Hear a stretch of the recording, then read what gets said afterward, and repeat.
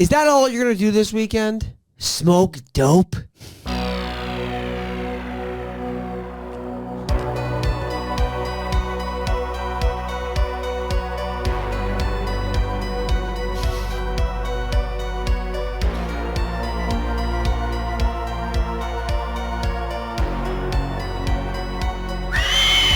Hello and welcome to the final podcast, the last podcast you will ever listen to.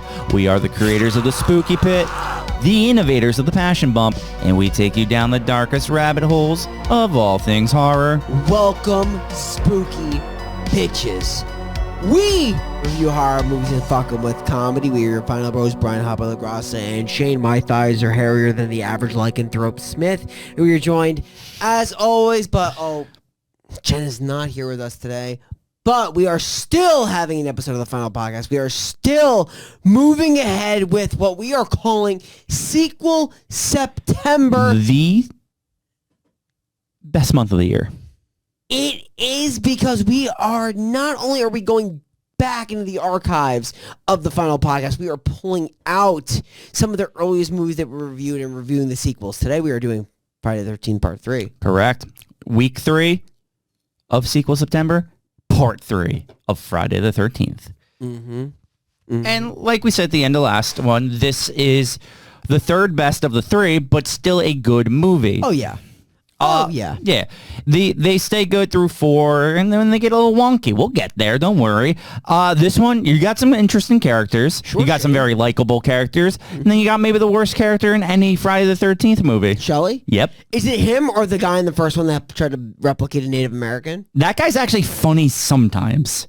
Okay. I don't think Shelley was ever funny. This is a character that has very incredibly low self-esteem. Oh my God. Bottom of the barrel. Yeah. Basement Rock self-esteem. bottom. Yeah. But he, for some reason, thinks that girls would like him more if he scares them. He's like, man, girls really love losers who are assholes and just scare you as our only character trait. I know. Like, the main characteristic is being completely creepy and terrifying. yes. That'll get him. All girls want that. Yeah.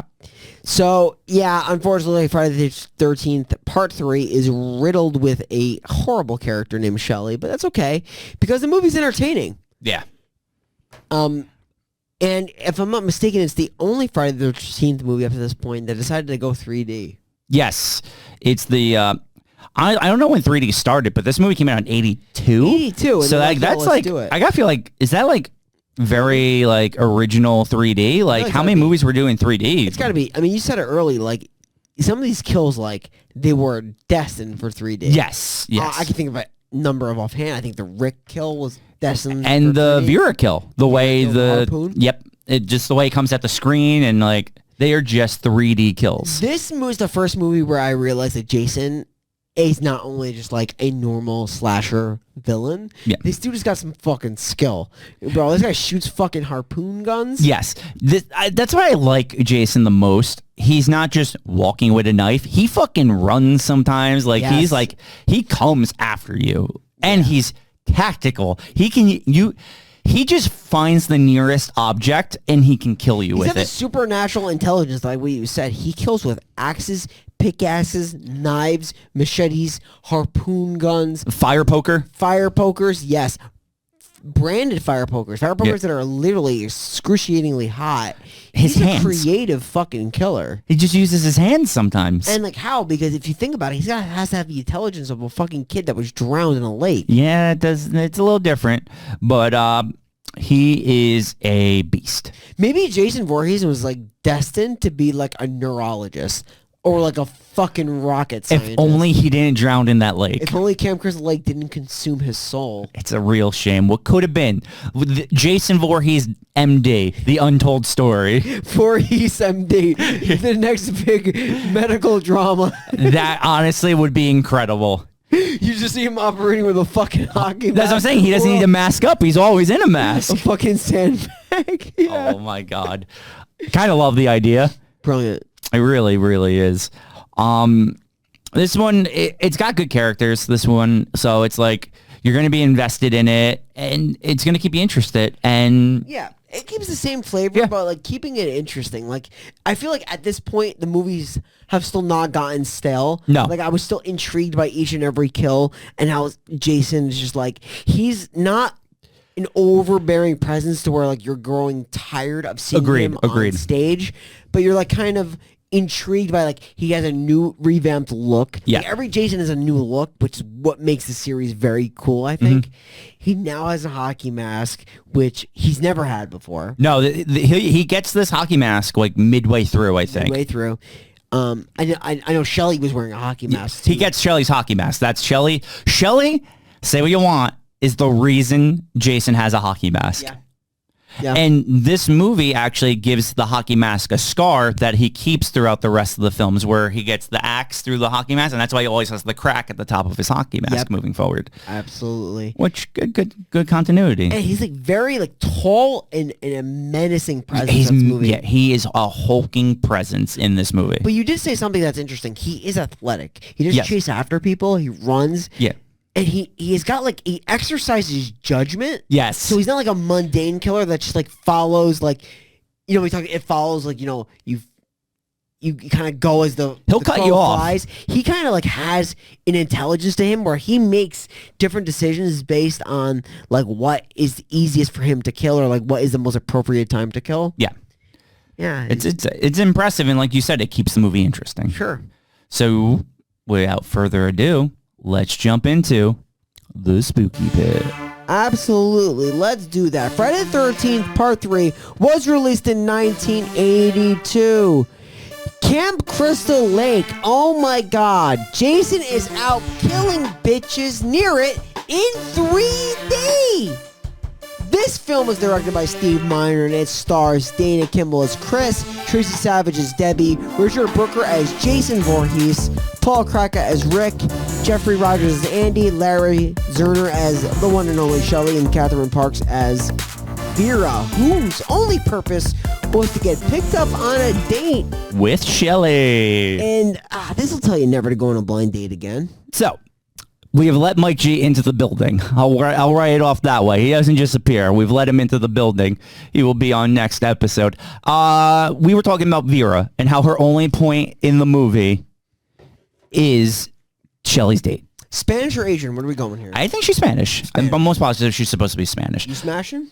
Vera? Yeah, why not? Yeah, she's an attractive girl. For sure. I definitely agree with that. Sure. So there, this movie, before we get into Vera, though, it just opens by recapping the entire end of the second movie. You literally see the end of the second movie. Like, you watch 5 minutes. Who's the character? Is it Ginny? Ginny. Ginny survives, but like in critical condition. Yes, and you see her transported to the hospital. Sandbag Jason. You gotta love him. He's my favorite Jason. We actually have an autograph of Sandbag Jason. Yes. Somewhere around here in this place. It's around.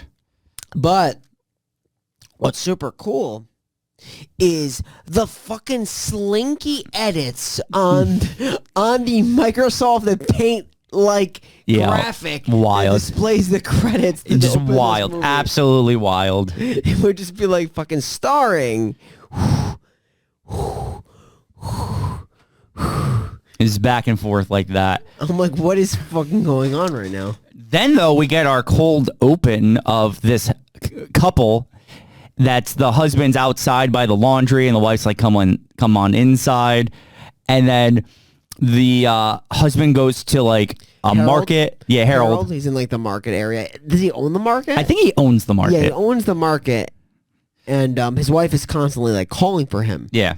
He has like a pet rabbit there too, right? And it's like the pet rabbit's eating the lettuce and the carrots, and yeah, he's like, I can't let my wife find you, or my wife will kill you with the meat cleaver. Take the fucking rabbit out of the carrots.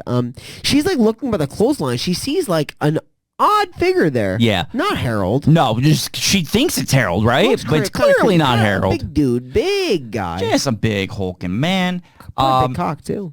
Eventually, the wife and the husband are going to be in the house together, and Jason's going to meat cleaver the husband, I believe. Well, honestly, like this dude had it coming. Why? He looked funny. I agree. So you're saying people look funny get meat cleavered. When you're looking funny in a movie, you kind of just deserve it. Yeah, no, it's true. We're all about passion and being hot. It's true. He gets cleaved. He's gone. Where's Harold? The wife gets pulled through like a window, and she gets stabbed. Yeah, she is stabbed. So they're gone. These characters don't matter at all, other than this cold open. Cold open. Yeah, this is the definition of an 80s slasher movie. Yes, because now we cut to the important characters. It's Shelley, it's Chris, it's Andy, it's the other girl, and the stoner couple. Chili and what the fuck is the name of the guy? Chuck. Chili and Chuck. Yes. The hippies. Yes. They go. They pick up Vera for Shelley. So the whole storyline here is that Vera is getting picked up to go down to a camp on a blind date with a random guy she doesn't know named Shelley. Shelley is this Afro-looking white guy who is literally just a jokester, a prankster. So I have to ask, because you might remember the mask he's wearing here. Is it the mask from Alice, Sweet Alice? It looks like it. It definitely looks like it. Right? That like creepy ass mask the kids wear in that movie. It always look like it. It makes me want to like eat metal. Okay. How is this going for you? Oh my God! Don't cut your. All right, at least you didn't cut your gum. That would fucking hurt. Yeah, eating fucking tin, baby. Yeah. Yeah. How's that going for you right now? Are you vibing it? He's vibing it. Fucking cool. Perfect. Fucking eating my own shit. You know, talking about eating things, I actually can transition this. They're going to be driving their van to their campground when the cops are behind them and they have to eat all of their weed. They're eating all of the marijuana. This is why you never do drugs. How many times do we get it? We're such an anti-drug podcast. Yes, don't do drugs. Never do drugs while I'm drinking beer. Never do drugs. Because the cops are going to be behind you and then you're going to have to eat the weed. By the way, wouldn't that really fuck you up? Eating that much weed? 100%. And they have no effects of it whatsoever. Yeah. Like, you literally eat tons that man of weed. was eating like a pound of weed. Yeah. Chili had a fucking ton of weed. Sorry, Chuck. Chili's the girl. Chuck had a ton of weed in his mouth. It's kind of, it's way too much weed for one mouth. But, haha, the cops were in after them. It was all for nothing. One of those. Cops kept going. Yeah. Not a big deal. You think Vera and Shelley are going to hit it off? No. No? No. She oddly does like him at some point. She mentions that she does. You never really get the chance to develop if it's genuine or not. She's like, I do like you, Shelley. But you're just a fucking weirdo. Yeah. Like, stop scaring people for no reason, you fucking creep. And what's the deal with that fucking Bee afro? So they get to this house, which is owned by Rick, and we learn that Chris hasn't been back to this place in years because of a scarring incident that happened in her childhood. So I guess maybe I'm a little old-fashioned. Call me old-fashioned. Yeah, let's hear about it. It's just a little off when you haven't seen someone for a while and they just start making out with you on first sight. Yeah, it was a little strong. But come on, am I the asshole here? No, I don't even think that's old-fashioned. That's like, they haven't seen each other in like 4 years, and his introduction is to punch her tonsils with his tongue. It's literally a fact. He slips his tongue down her fucking throat at her asshole right when he meets her. Yeah, like, that's like not the hello for a 4-year absence or whatever it's been. It definitely will clean your colon, but like besides that, it's kind of like inappropriate. Yes, I completely agree. It's wild. Literally, hey Chris, been a while. It's fucking crazy. And she even says, she's like, let's ease into this. How about a nice hug? Yeah, have a nice hug and a couple of walks before you start fucking me, dude. Yeah, he's like, can we talk a little bit? I haven't been here since Jason attacked me. Seriously. Which we do learn that's why she was attacked by Jason. Shave my beaver first, and then we'll fucking crush. Oh my God. So we're like, everyone's unpacking. We find out Andy and the other girl, they have to sleep on a hammock. When you hear a shout in the other room, everyone runs in, and Shelley has an axe in his head. That's the thing. Shelley's dead already. Hasn't lasted long. He's got a fucking axe in his head. He's bleeding like crazy. Yeah. Bleeding crazy. It's wild. Wild scene. Thing is, he's a prankster. He's a prankster. He's like, haha, I got you guys. You know, I'm a good friend. You thought I got killed by an axe, but it was all a ruse. But the way I attract my women is I scare them to death before I get in them. Yes, because women love it when you make them think you've died horrifically. True. In a traumatic incident. He knows the way to women. Yes, he knows yes. the way to their hearts. Yes. That's why they all say, yo, Shelly, you're a fucking dick. We're leaving. Vera leaves to take the car. And Shelly's like, wait, let me come with you. He goes with her. They go together. She gives him a second chance. And it's a good thing she does, because like they get to the convenience store. Yeah. And it's filled with the weirdest biker gang I've ever seen. You got Ollie, the leader of this biker gang. Yeah. You got Fox, who has a lot of shit to say. Yeah, she's just a real sassy one. And the third guy, Loco, who's just the enforcer. Yeah. He's Loco. He's Loco. He's crazy. See what I did there, Mike? Did you like that? Okay. And they're starting shit in the fucking deli. Instantly. They hold up Shelly. They're about to steal his wallet. They actually never actually take anything or do anything. They're all show. Shelly throws his fucking wallet right on the ground, and Fox picks it up. Yeah. And Vera's like, I'm going to take that. And she's like, you better ask politely. Yeah. And she does, and eventually gets the wallet back. Yeah. And she's like, say please. She does. But this takes notice, and once they leave, Shelly inadvertently backs up into Ollie's motorcycle. Yeah, and Ollie approaches it, and Shelly like smiles like, oh, this is gonna be okay, and then he just starts fucking punching the windshield. Yes. He punches out the driver's side window. Cracks a lot of glass. Yeah, and Shelly's like, I've had enough of this shit. Yeah, you're absolutely right. He actually does some kind of weird spin around, and like just hits the tire. Yeah, he runs the tire over. He does all this just for a tire. But Vera's kind of getting off. She loves it. Yeah. She's like, fuck yeah. She's like, I'm gonna let you fuck me now. Yeah. Fuck me in my Spanish cooch. Oh my god. But yeah, it's honestly what happens. You so little Jew boy? Yeah. Oh my god. They get back to the area, and Rick's like, what happened to my car? And it's never mentioned again. Yeah, literally. He's like, I'm going to leave. He's like, but I want you to stay tonight. He's like, I don't really want to with the state of the affairs of my car. Yeah, it's like, I'm kind of turned off now. I know I just like fucking not even cool anymore. Tongued your face off, but like I kind of want to go home now. Yeah, apparently, but like, this is not fun anymore. My car's fucked. And she's like, but like, stay with me. And he's like, okay, well, let's go. Yeah, and that's how that happens. And then the biker gang shows up, and they just siphon gas out of the van. That's the thing. You siphon gas once in a while. I mean, it's just the best way to get gas. Yeah. Is to siphon it. And Foxy's going to go to the barn. She's going to start swinging on a rope. She loves the rope swing. Big fan. Loco's going to watch her swing on the rope. Yeah. Honestly, look, I've swung quite a bit of girls on my rope before. Okay. Black girls, they like to swing. Do they?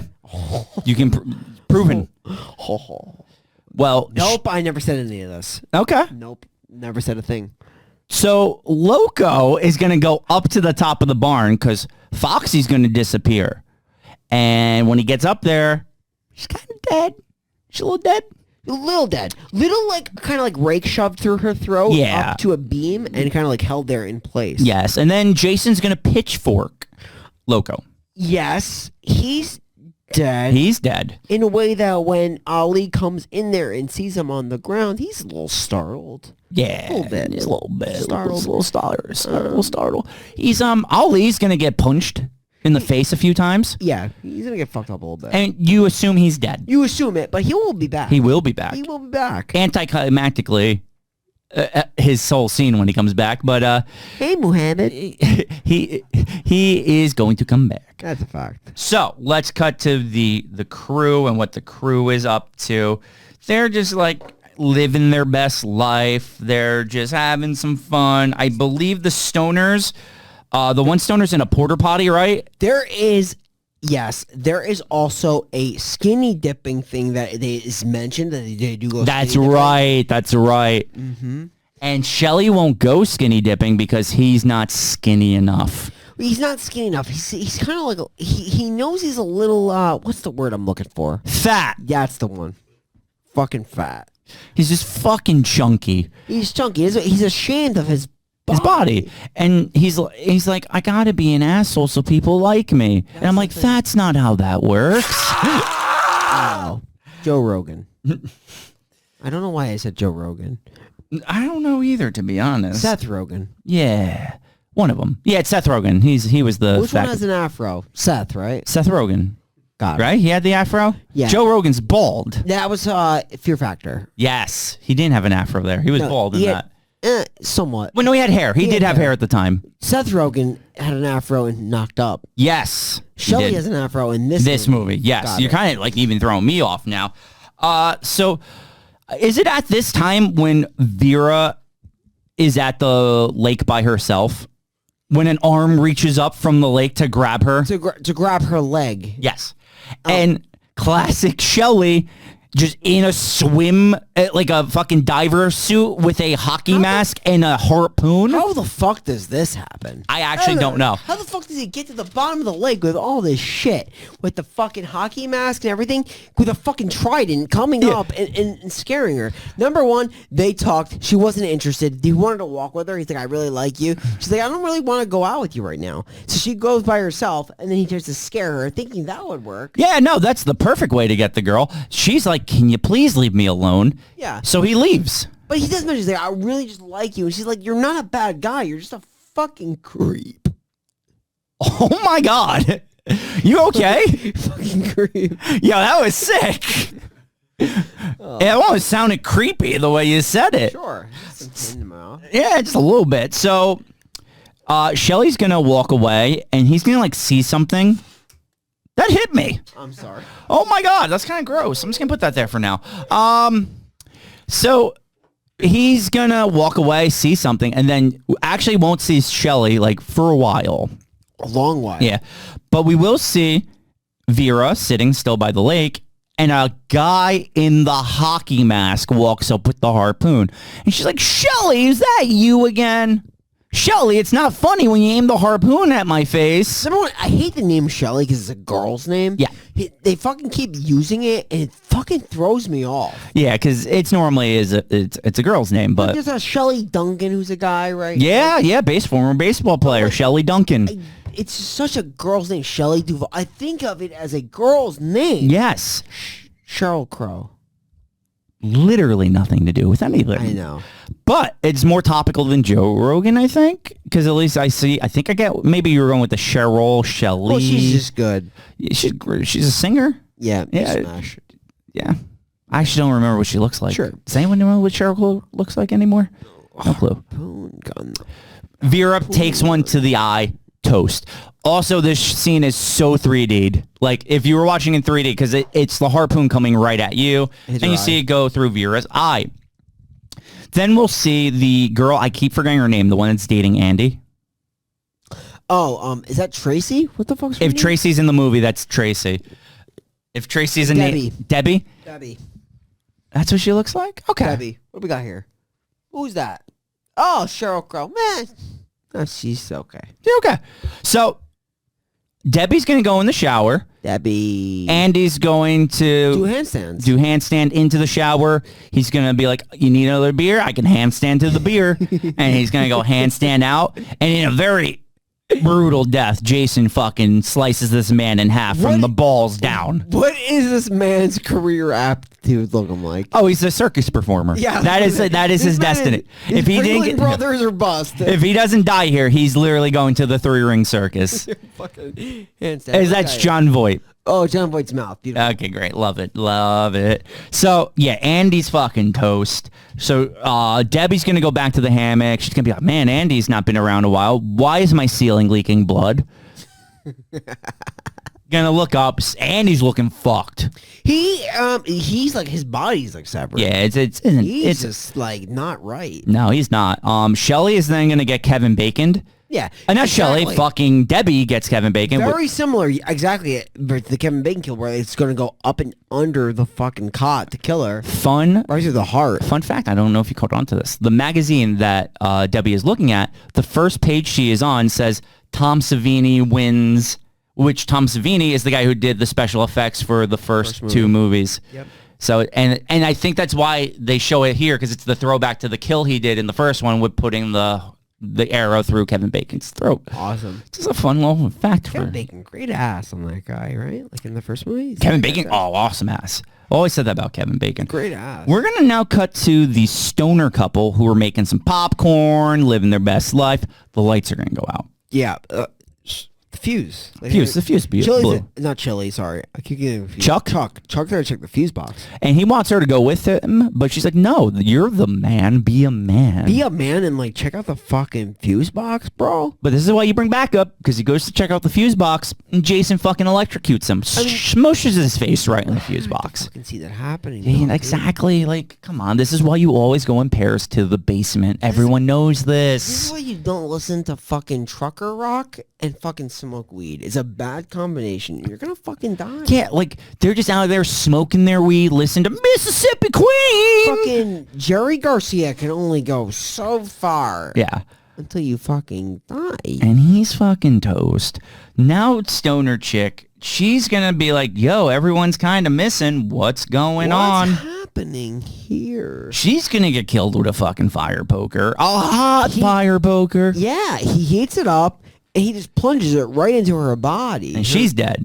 Dead body. She's fucking toast. Yeah. So Jason has actually killed every single character except 2 already. Yeah. He, like, once he gets killing, it's fast. It's swift. It's swift kill. Like, he is a quick killer. Like you said, resourceful. This movie is interesting, like, because there wasn't a lot of kills, and then all of a sudden, it just kind of, like... Happened. Like, there was, like, the big boom. Yeah. And everyone got murdered. And then, like, Rick and Christine are going to get back to the house, and they're like, where is everyone? Literally, where is everybody? Rick's going to go outside to look. No, don't do that. Because Christine's like, wait for me, but he doesn't. No. So he gets grabbed by Jason. That's going to happen. And you know what? You ever like feel like sometimes you have a headache? Yes. Yeah, I'm listening. And you want to get rid of it with Advil. Yes. But it doesn't go away. Right. It bothers you. It's been there. I've had this. You want to get your head squeezed so bad that it just like exits. Except that in this case, his eye exits. Yeah, his eye just pops out into the front of the screen.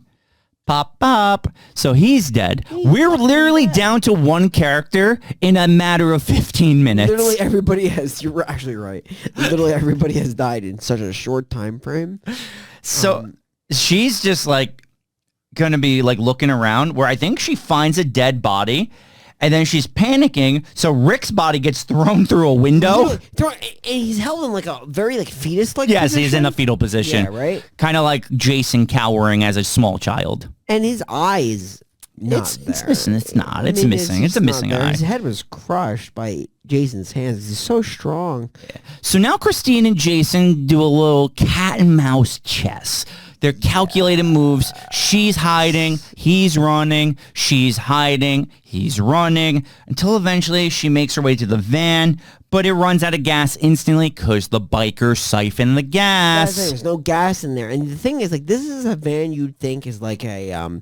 I thought this was a news van when I first saw it. Yeah, it does look like but that. The way the van looked with the color on the side, with the blue and the yellow, I thought it was a news van, but it's not. It's just a fucking hippie van. How nimble, though, is Jason when she tries to run him over and he dives to the side of the road? Completely. This is like, you see him in the lights of the high beam to the vehicle, and it's fucking dodges. Michael Myers is standing there and taking that van to the dome. Yeah, Jason dives. He's evasive. Yes, very evasive. So she makes her way to the barn now. Oh, kill me now.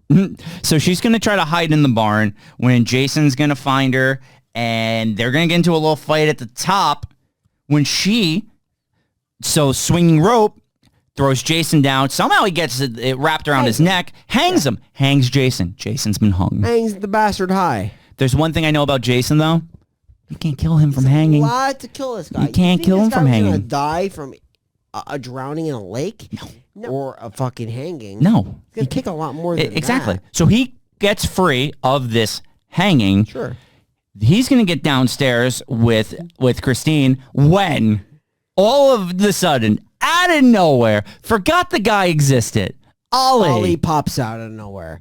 Like, honestly, there's a side plot here that maybe like we were not seeing for a part of this movie where Ollie was running around with Jason that was just like not filmed. Yes, because Ollie just pops out of nowhere, and this is why it was kind of useless. Dies. Yeah, right away. Gets his arm cut off, and then doesn't get like chopped in the head. Oh yeah, he gets fucked up. Yeah. So then like this does, I guess it allows Christine the moment to get the axe and put it into Jason's skull.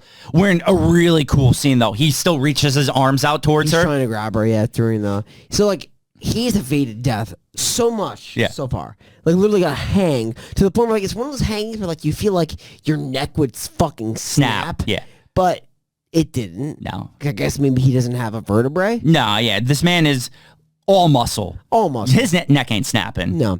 And he kind of hits the ground running, and in a way, he gets hit in the head, and this will spiral into a scene where it appears that she has killed Jason. Yes. And she's going to take one of the rowboats that we've seen, from the first Every movie. Yeah, where she's going to get out of Camp Crystal Lake with the rowboat. But she, apparently, this is my theory.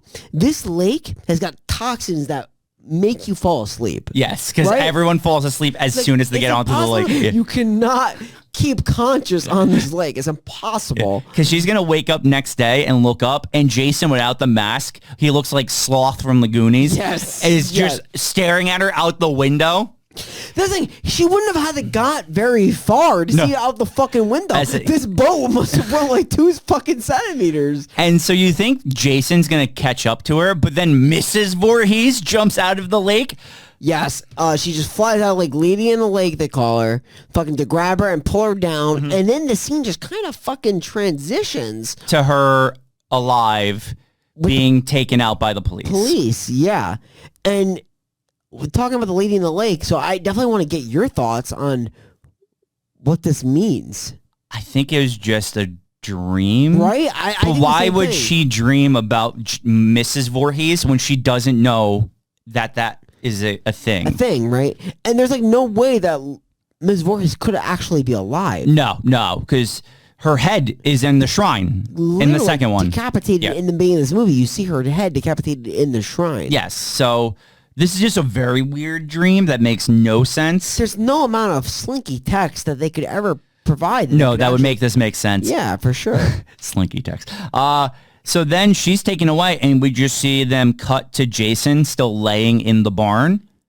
Yeah, he just looks dead in the barn. And we know he's not because there's about 7 more movies.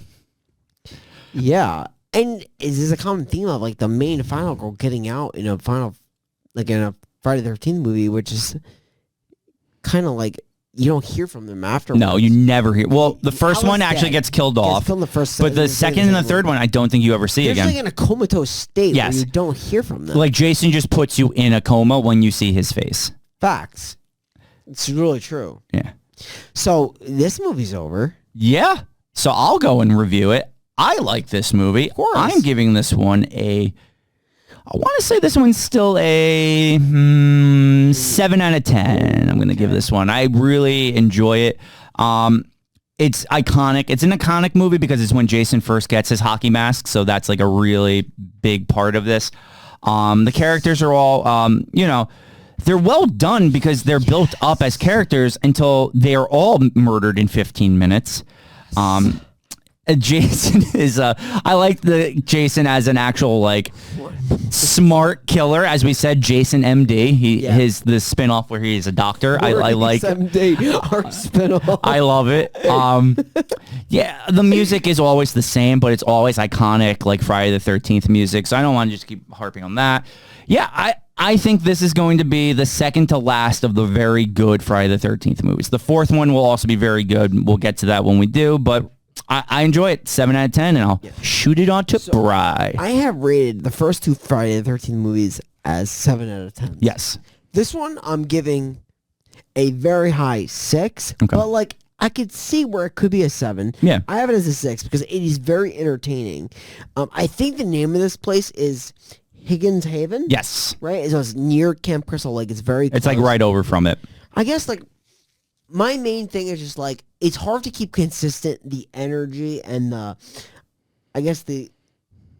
overall kind of temperament from the first movie. It's hard to maintain, but like it does it well. It does. It's still entertaining. Like the killer's still really good. It's entertaining. I like even the side plot of the bikers. Me too. That kind of like clashing.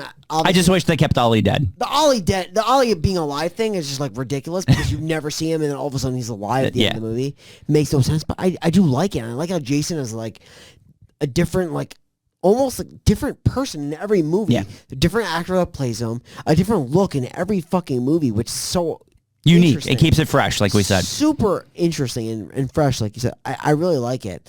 Look, it's really good. There is definitely some question marks on how this supernatural entity can fucking shoot with the accuracy of Clint Eastwood in a Western, with also being the speed of Flash fucking Gordon. But like, no, it is entertaining though. And one thing I'll say is like, I feel like Friday the 13th keep the pace better than any of the other slasher movies. Like they maintain consistency better than all the other ones. I agree. So I fucking loved it. It's really good for what it could be as a slasher. Yeah, because Halloween had two, and that was it. I totally agree. 2. And Friday, I will say 4. Yes. The others are entertaining, but they're not good movies. Yeah, like Friday, I feel has 4 good movies. Yeah, like Halloween had one amazing movie. The second one was solid. Yes. And then they definitely take a dip. Yes. For sure. I agree. Even Nightmare. I think Nightmare has one solid movie, a second sequel that's good, and then just garbage entertainment. Like, I love the Nightmare series, but they're not good after the second one. They're just entertaining. Agree. So, all right. Let's talk a little bit about the Necro. Yeah, that's what we do now. We discussed Necro here. Best kill of the movie. What are we going with? I'm actually going to say it's Andy being cut in half upside down. Yeah, that was brutal when you see him reappear. Yes. Unless you have another one and can talk me into it, Andy is my take. I don't know. Maybe, like, I don't know. Rick was pretty brutal with the fucking... The head squeeze, The brutality of the head squeeze. Yes. There's also... There's Vera with the harpoon. That's the next one I was thinking of. The harpoon right through the fucking eye. For me, I would actually give it to Rick. Okay. But, like, this is where we run into that problem. Like, we gotta flip a Necronoma coin. Yeah, we do. Luckily...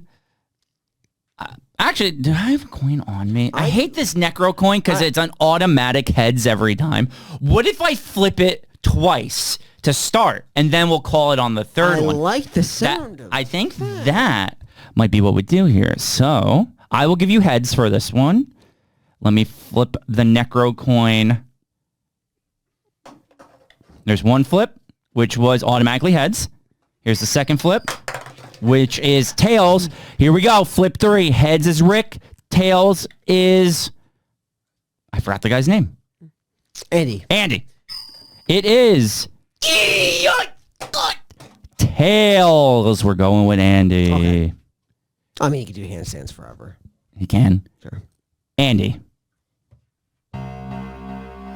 You were in a battle, Rick, for this spot, but the Necro coin decided you were the likely one to go in. It does. And that's because you had a promising career as the main attraction in the circus. You were going to be walking on your hands across the tightrope, walking your hands up the elephant tail on top of the elephant, ride the elephant around while standing on your hands. The elephant flips you over, you do a backflip, you still land on your hands. It was all so promising, but it was taken away in an instant because Jason had a machete and cut you in half balls first. Kinda sick, definitely painful. For that, we're putting you in the Necronomicon, buddy. We're putting you in. Sick. Very. So with that said, that is week 3 in the books of Sequel September. It's almost Sequel September. I know. It just started. Literally, it's crazy. I feel like it just happened. God. All at once. The thing is, like, Sequel September, it seems like we're just adding movies, but the thing is, like, the movies that we're reviewing the sequels of are fucking good movies. Yes. Like, they're not bad. I'm going to get nervous when we get into the later parts of some of these sequels. Like, you're right, but I feel like this Sequel September was even stronger than last year's Sequel September. I think so, because we did I Still Know What You Did Last Summer, which was fucking terrible. Yeah, I mean, we did Bushmaster 2 was okay. And then you had House of October Built 2, which was garbage. And did we do Final Death 2 in that too? We did. Which was garbage. Yeah. Wow, Sequel September, how do we renew it for a second season? The thing is, we haven't even done the best Sequel September yet. We haven't, because next week we are reviewing Saw 2 with Mike G back there. We are reviewing it. We're actually going to record that episode literally in like 10 minutes. Yeah. But it's going to be fucking dope. We reviewed Saw 1 on our 50th anniversary episode. Yes, and Saw 2 we will do as the main event of Sequel September. So we are the final podcast signing off, and we will see you next week in a house. It's made of wood and plaster. It's not a fortress. You're absolutely right, and it is in reality. No, it's not. It's fucking recorded. Saw 2, I cannot wait. It's going to be literally incredible. Donnie Wahlberg, I met him in real life. I met Donnie, and I'm going to get the fucking review movies in. I'm so excited. Let's bring on Dead Silence soon. Oh, 2007. Actually, movie's okay. James Wan? Yeah. Saw 2. We're going to review it next week. www.thefinalpodcast.com. All of our reviews. Follow us on social media. You know the drill. Just check out the website. Everything is there. We're going to review this movie. And also, Final Friday, every Friday. Fucking comedy, low-budget horror movies. Me, Shane, and Mike G. We really get it going on Fridays. It's fucking fun. Oh my God. I kind of like that touch. God, I'm not sober.